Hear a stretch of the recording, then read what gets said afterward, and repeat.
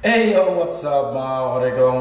Pag-usapan natin ang mga scammer na Korean language school. Marami pong nangi-scam papunta dito sa South Korea ng mga Korean language school. Alamin natin kung legit o hindi ba yung pinapasukan ninyo.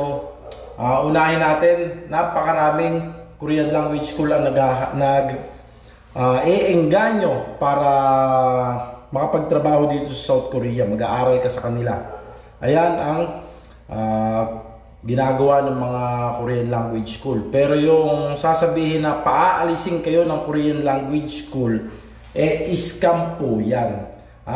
Hindi na po mabilang sa 5 ang napasara ng DMW DMW Anti-Illegal Recruitment Office. Marami na po silang napasara. Tapos ito pong bago, yung nagpatulpo, masyadong ginalingan yung pag re-recruit sa mga estudyante nila. Pero hanggang walang kaso, hindi po natin pwedeng i-shout out yung Korean language school na yon. Baka tayo makasuhan. Ang unang napasara ng Koreong TV na hindi naman ako nagpasara. Bali, ito yung dahilan kung bakit naging vlogger ang Koreong TV nang sa seasonal farm worker. Ang dami po nilang ni-recruit. Ito po yung Victorious 2.0. Sabing gano'n. Basta Victorious po ito na nagre-recruit ng seasonal farm worker. Ngayon, kung yung Victorious na pinapasukan mo or pinag-aaralan mo ng Korean language, hindi nagre-recruit ng seasonal farm worker, hindi po yan yung tinutukoy kong Victorious. Ito po yung nag-recruit ng seasonal farm worker dito sa South Korea. Marami po silang batch na na-recruit. Ang mahal po ng bayad ng Korean language school nila. Kesyo papaalisin, paline up ng paline up. Umabot ng 18 batch. Yung GC na sinalihan ko, nasa batch 13 ata yun. Ang dami nila nagpunta sa Tulpo, pinasa lang sa SEC.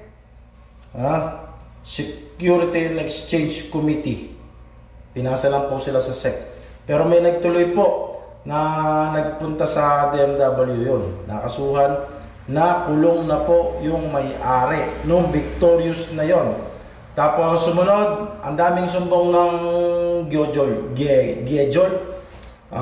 Hindi ko po siya binablog, pero lahat po ng mag-PPM sa akin, ultimong teacher, sinasabihan kong mag-report sa DMW or di kaya magpatulpo para masampahan ng kaso. Meron po dati na pinasara na nag-recruit ng mga estudyante. Tanda ko yun. Ang dami nilang nag-report noon, sinisingil sila ng pera. Nalimutan ko lang kung magkano yung sinisingil sa kanilang pera. Para nasa 45,000 to 50,000 yung sinisingil sa kanila. Meron pa po isa, yung Yawa. Yawa. Basta, yun dyan sa Bacoor, mag-ingat po kayo dyan. May nagre-recruit po dyan ng para sa seasonal farm worker. Paano mo malalaman kung nasa tamang Korean language school ka? Wala pong sa legit yan. Kahit na minsan wala silang permit, basta may natututunan po kayo na Korean language, kahit wala silang lisensya, pero bawal po ang walang permit. Saan ba kumukuha ng permit? Pwedeng sa TESDA dahil training po ito, training center po ito. DTI, Department of Trade and Industry. Ewan ko po kung saan sila kumukuha. Basta may mayor's permit, business permit, tapos basta may isa pa pong permit yan na dapat hanapin ninyo sa kanila. Pero hindi kailangan yun eh. Ang kailangan doon may natututunan kayo. Yung sinasabi naman na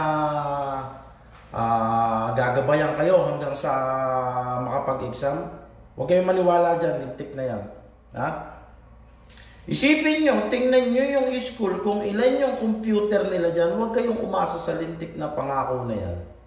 Marami na pong napariwara ang buhay dahil dyan sa lintik na pangako na i-register kayo.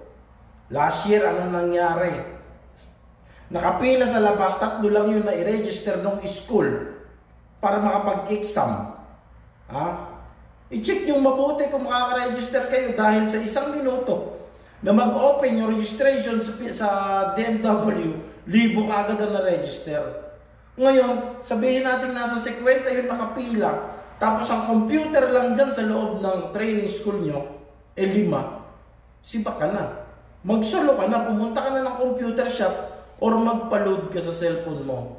Dahil ako po, nakapag-register po ako, nasa com shop po ako, pero yung load na 300 pesos, ang nakapag-register sa akin, ang bagal ng internet shop dun sa shop na pinasukan ko, pinuntahan ko para mag-register.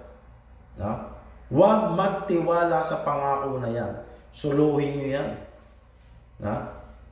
Kinabukasan nyo, huwag nyo hawak sa iba ang kinabukasan ninyo. Kung may skill test yung school na yon, very good.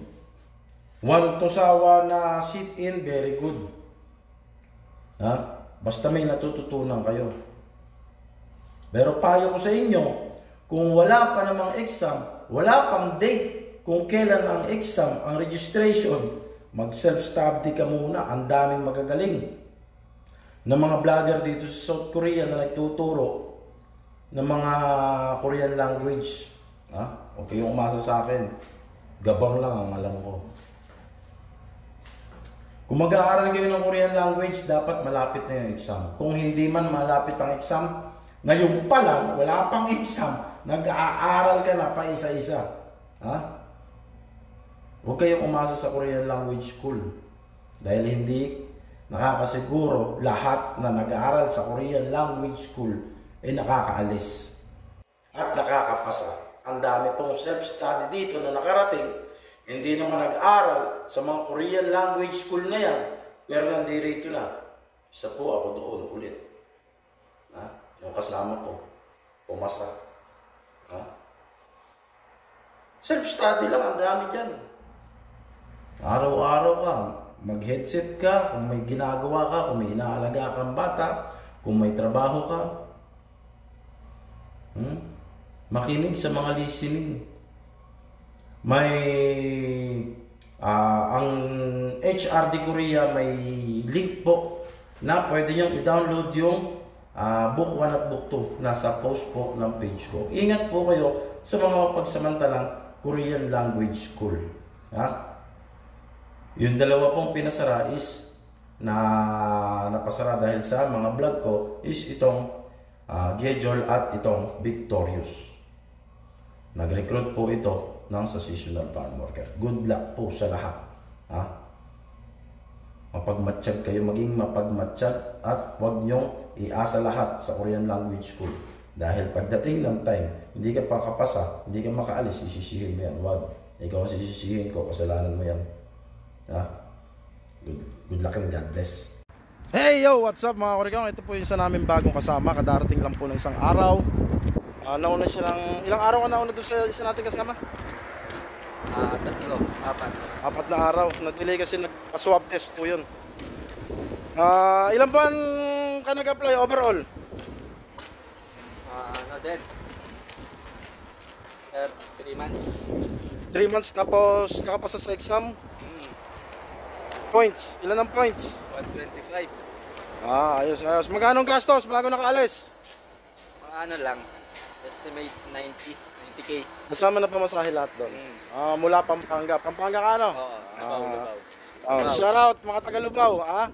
Mag-review ng review. Anong dapat i-review para makapasa ng Korean language? Book 1, test. Book 2. Book 1 and Book 2. Tapos vocabs. More vocabs. Ano pa ang sa listening? Listening, ano lang yan eh. Yan, hindi ko na matandaan. Basta makinig lang ng maayos, tapos ulitin lang yung sagot. Saan ka nag-aaral ng Korean language? Self-study lang. Kinalalupit! Self-study lang. Saan ka nag-aaral? Paano ka natuto? Sa ano lang, sa mga online lang, nakikinig lang. Ayan sa mga aspirant na walang pera, pampayad ng 9,000, 8,000 sa mga Korean language school, pumasa, katibayan na may pumapasa na hindi nag-aaral sa mga school. Laban lang, laban. Oh, tiwala lang, review lang ha. Upload nga lang ng title lagi. Ha? Anong mapapayo mo? Wala lang, tuloy lang ang pangarap. Laban lang. Huwag susuko. Nakailang exam ka? Isa lang. One take, pasado agad, nandito na sa South Korea, ha? Di ba? Swertehan lang ang buhay. Yan Ha? lang. Huwag kayong maniniwala, hindi kayo papasa, hindi kayo nag-aral sa Korean language school, hindi po totoo yun. Mm. Dalawa po kaming patunay na hindi po kami nag-aral sa Korean language school pero nakapasa ng Korean language test. Ang Korean language test is requirements lang po yan sa pagka-apply ng factory worker dito sa South Korea. Ingat kabayan, anong pangalan mo ulit? Renzel, Navarro. Yo, taga Lubao, Pampanga. Ingat sa lahat. God bless.